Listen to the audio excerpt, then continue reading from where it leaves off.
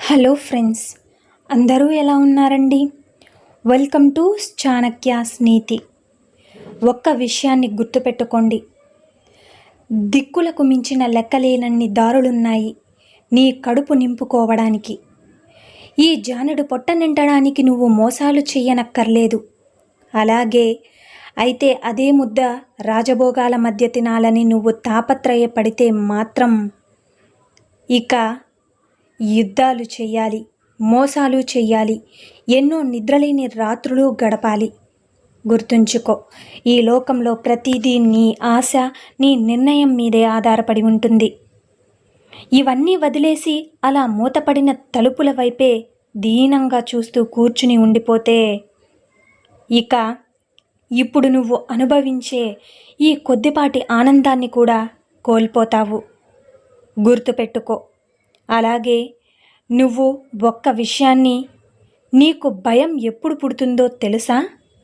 నీ చుట్టూ ఉన్న దారులన్నీ మూసుకుపోయినప్పుడు పుడుతుంది. అర్థమైంది కదా? నీకంటూ ఎవరూ లేనప్పుడు భయం మొదలవుతుంది నీలో. ఎటు చూసినా దిక్కుతో భయం మన వెంట పడుతుంది. ఆ భయానికి కారణం నీ మీద నీకు నమ్మకం లేకపోవడమని గుర్తుంచుకో. ఇక నేనొక్కడినే అయిపోయానని ఆందోళన కలగడం. కానీ ఒక్కటి గుర్తుపెట్టుకోండి, నువ్వు ఒంటరివి అయిపోయినా, ఒక్కడివే నడవాల్సి వచ్చినా కూడా నీకంటూ ఏదో ఒక మార్గం దొరక్కపోదు. అందుకే ఎప్పుడూ గుంపుతో వెళ్ళకు, ఒక్కడివే వెళ్ళు. ఎవరో వస్తారని, తోడు లేకపోతే ఎలా అని ఆలోచనలు ఉంటే వాటిని ఈ క్షణమే చంపే. అర్థమైంది కదండి? వెళ్ళు, ఒంటరిగా వెళ్ళు, విజయం వైపు వెళ్ళు. ఇక ఒక్క విషయాన్ని గుర్తుంచుకో, ప్రతిరోజు నీది కాకపోవచ్చు, కానీ నీకంటూ ఒకరోజు ఖచ్చితంగా వచ్చి తీరుతుంది. ఎందుకంటే ఇక్కడ ఏది ఎవరికీ శాశ్వతంగా రాసిపెట్టి ఉండదు. గుర్తుపెట్టుకో. ఎదురు చూడడం కాదు, ఎదురు వెళ్ళడం అలవాటు చేసుకో. అలాగే అప్పుడు అన్నీ నీ ఆధీనంలోకి వచ్చేస్తాయి. నువ్వు పరుగు మొదలుపెట్టినప్పుడే నీకు ఒక ఆలోచన వచ్చి ఉండాలి. లేకపోతే ఖచ్చితంగా కొంత దూరం వెళ్ళాక అలసిపోవడం ఖాయం. కాబట్టి పుంజుకోవడం ఎలా అనే ఆలోచన నీ మదిలో మొదలవుతూనే ఉండాలి. అర్థమైంది కదా? లేకపోతే అలసిపోయిన చోటే ఆగిపోతావు, కూలబడిపోతావు. గుర్తుంచుకో. అలాగే ఒక్క విషయం ఏంటి అంటే, డబ్బు లేకపోతే ఇక్కడ ఎవ్వడూ నీ మాట వినడు. నువ్వు ఎంత గొప్ప పురాణం చెప్పినా నీ మాటలు ఎవ్వరూ కూడా పట్టించుకోరు. నిజమే కదా? అదే నువ్వు సాయంత్రం ఒక 5 స్టార్ హోటల్లో పార్టీ పెట్టి ఓ రేంజ్లో దావత్తిస్తే మాత్రం నువ్వేన్ని సొల్లు కబుర్లు చెప్పినా చప్పట్లు కొడుతూ వింటారు. ఇక్కడ నీకు నీ మాటకు విలువని ఇచ్చేలా చేసేది కేవలం ఒక్క డబ్బు. ఆ డబ్బు నీ దగ్గర లేనప్పుడు కూడా నీకు విలువ ఇచ్చేది నీ జీవన విధానం. డబ్బు ఉన్నప్పుడు ఊరేగి, లేనప్పుడు ముసుగు తన్ని పనుకోకుండా ఎప్పుడు ఒకేలాగా ఉంటే అలాంటి బ్రతుకు నీకు సమాజంలో విలువను తీసుకువస్తుంది. అలాగే వాడు డబ్బులు ఉన్నా ఒకేలా ఉంటాడు, లేకపోయినా ఒకేలా ఉంటాడు అని మంచి మాటను జనాలకు నీ గురించి మాట్లాడుకునేలా చేస్తుంది. గుర్తుంచుకోండి. అర్థమైంది కదా? నీకు ఉన్న బలహీనత ఏంటో తెలుసా? నీకు ద్రోహం చేసిన వారిపైన పగబట్టి రివెంజ్ తీర్చుకోకపోవడం. అలాగే నీకు నీ మనసుకు తగిలిన గాయాన్ని వెంటనే మర్చిపోవడం. ఈ రోజుల్లో ఇలాంటి మనస్తత్వం అస్సలు పనికిరాదు. మనకు ఒకటి గురించి చెడు ఎదురైతే వాణ్ణి ఖచ్చితంగా మనం గుర్తుపెట్టుకొని తీరాలి. లేకపోతే మోసపోయేంత అమాయకత్వం నీకు ఉన్నట్లయితే, జాలి దయ లేకుండా మళ్ళీ మళ్ళీ నిన్ను మోసం చేసే సిగ్గులేని మనస్తత్వం ఇక్కడ చాలామందికి నరనరాన జీర్ణించుకుని పోయి ఉంది. జాగ్రత్త. జీవితంలో మనకి తగిలిన ప్రతి దెబ్బ మనం గుర్తుపెట్టుకోవాలి.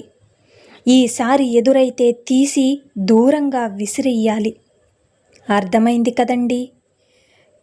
గుర్తుపెట్టుకోండి, అన్నీ ఉన్నా ఏదో ఒకదాని కోసం ఏడ్చేవాడే తప్ప పుట్టినప్పటి నుంచి చచ్చే వరకు బాధలు లేనివాడు, అలాగే సంతోషంగా ఉన్నవాడు ఎవ్వడూ ఉండడు. ఈ పోరాటం కేవలం బ్రతకడం కోసం మాత్రమే కాదు, మనతో మనం, మన మనసుతో మనం పోరాటం చెయ్యాల్సిందే. మనకు నచ్చినవి దూరం అవుతున్నప్పుడు, మనం కోరుకున్నవి మనకు దక్కనప్పుడు, ఇక నీ దగ్గర అన్నీ ఉన్నా నీకు కావలసిన వాళ్ళు నీ పక్కన లేనప్పుడు, మనం ఎంత ఒదిగినా మనల్ని అపార్థం చేసుకున్నప్పుడు, ఇలా ప్రతి చోట పోరాటం మనతో మనకి. ఎందుకు అంటే మనం ఎంత నిజాయితీగా ఉన్నా ఇక్కడ ఎంతో కొంత సంతోషంగా జీవించాలి అంటే నీతో నీకు పోరాటం తప్పదు. గుర్తుపెట్టుకోండి. అర్థమైంది కదా? నీ దగ్గర డబ్బులు ఉన్నప్పుడు విచ్చలవిడిగా ఉన్నావంటే, నీ దగ్గర డబ్బులు లేనప్పుడు నిన్ను బిచ్చగాడి కంటే హీనంగా చూస్తారు. డబ్బులు ఉన్నప్పుడు చిమ్మేశాడు, ఇప్పుడు దిక్కులు చూస్తున్నాడు అని హేళన చేస్తారు. అంతే తప్ప నువ్వు ఎంతమందికి పెట్టావు, నీ దగ్గర డబ్బు ఉన్నప్పుడు ఎంతమంది నీ చుట్టూ తిరిగారు అనేది మాత్రం ఎవ్వరూ గుర్తుపెట్టుకోరు. కాబట్టి డబ్బులు చేతిలో ఉన్నప్పుడు ఎవడైతే స్పృహలో ఉంటాడో వాడి బ్రతుకు బాగుంటుంది. నిజమే కదా? ఎందుకు అంటే మనిషి దగ్గర డబ్బు అనే వాహనాలు లేకపోతే ఎవ్వడూ కూడా నీ దగ్గరికి రాడు. ఇది గుర్తుపెట్టుకోండి. అర్థమైంది కదండి? నీకు ఎవరినీ తిట్టే అధికారం లేదు. నమ్మింది నువ్వు, మోసపోయింది నువ్వు. కేవలం అది నీ తప్పే. అయినా నువ్వు ఒక మనిషిని నమ్ముతున్నావు అంటే అక్కడ నుంచి నీ పతనం మొదలైంది అని అర్థం. గుర్తుంచుకో, నువ్వు గుడ్డిగా నమ్మడానికి ఎవ్వరూ అర్హులు లేరిక్కడ.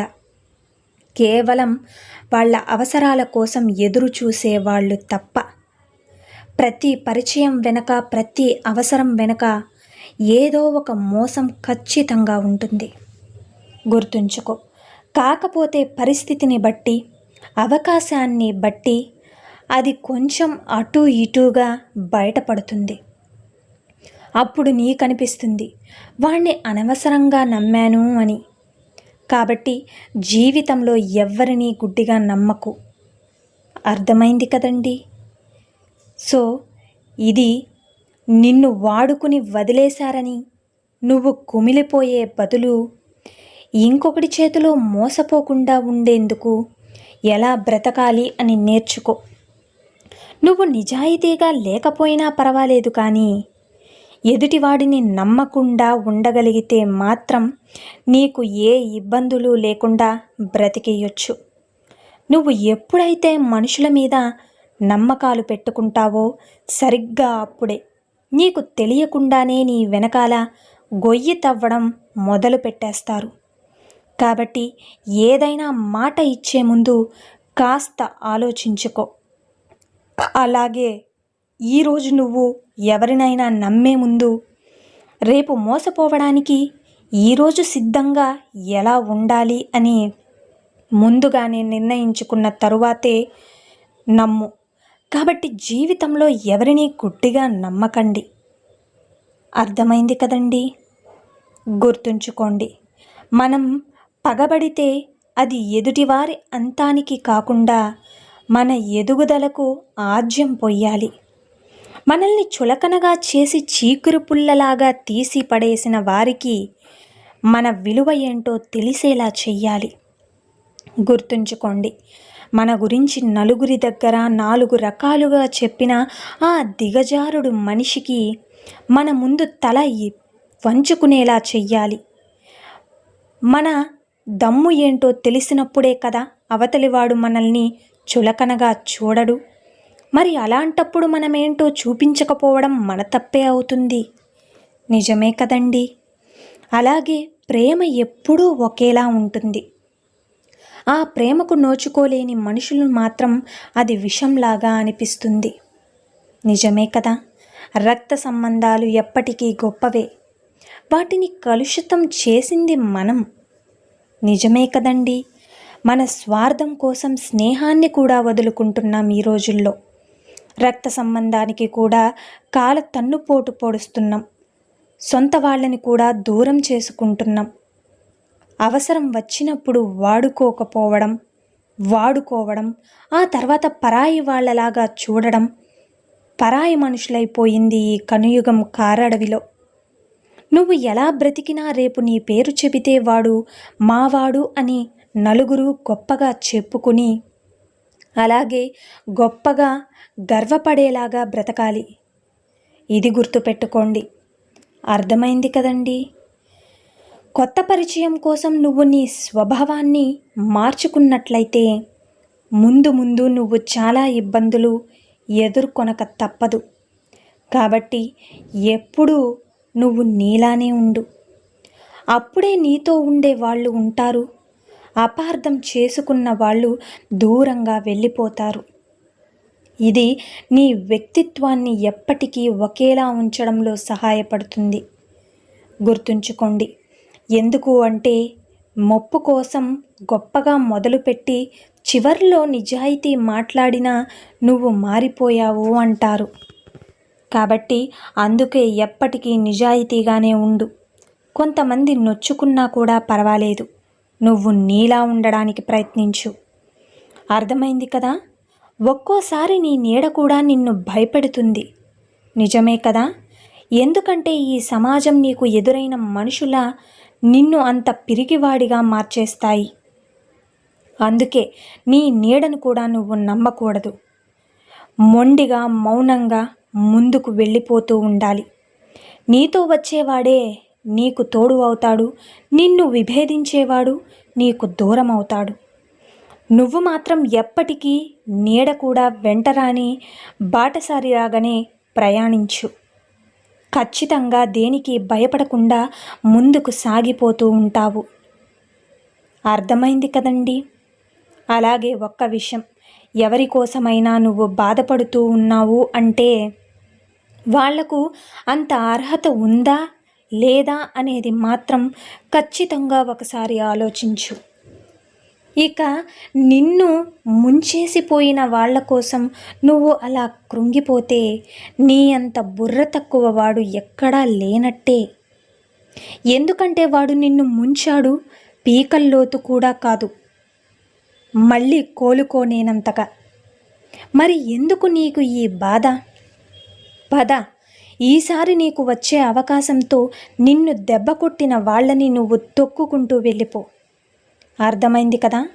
దయా దాక్షిణ్యాలతో ఇక్కడ పనులు జరగవు, గుర్తుపెట్టుకోండి. అయితే ఎటు వెళ్ళాలో తెలియనప్పుడు అదరాబదరాగా అటూ ఇటూ పరుగులు తీయకు. అయితే కొంతకాలం నిలకడగా నిలబడి నీ దగ్గరకు వచ్చిన నీకు ఇష్టం లేని అవకాశాలను కూడా నవ్వుతూ స్వీకరించు. కొద్దిగా నెమ్మదించు. కాలం ఎటు చూస్తే అటు ఎగురుతూ విహరించు. కొన్నాళ్లకి నువ్వు చెయ్యవలసిన నీకైనా నిర్ణయించబడిన విధి నీ ముందుకు వచ్చి తీరుతుంది. అర్థమైంది కదా. అప్పుడు మాత్రం శక్తికి మించి కష్టపడు చాలు. ఇదే జీవితం అంటే. మనం ఎంత గింజుకున్నా కాదనలేని నిజం. అర్థమైంది కదండి. కొత్త పరిచయాల మోజులో నిన్ను విడిచిపోతున్న పాత నేస్తాల కోసం నువ్వు అస్సలు చింతించకు. కొన్నాళ్ల ముచ్చటే వాళ్లకు ఆ కొత్తదనం. మంచి ఎప్పుడూ చేదుగానే ఉంటుంది. ఇక చెడు చాలా ఆకర్షణీయంగా తన వైపుకు అయస్కాంతంలాగా లాగుతుంది. వెళ్ళిపోయిన వాళ్లతో చెలిమి బంగారం కాదు, ఇక పోతపోసిన ఇనుప ముక్క అని తెలిసిన రోజున నీ విలువ తెలుసుకుని మళ్ళీ తిరిగి రాకమానరు.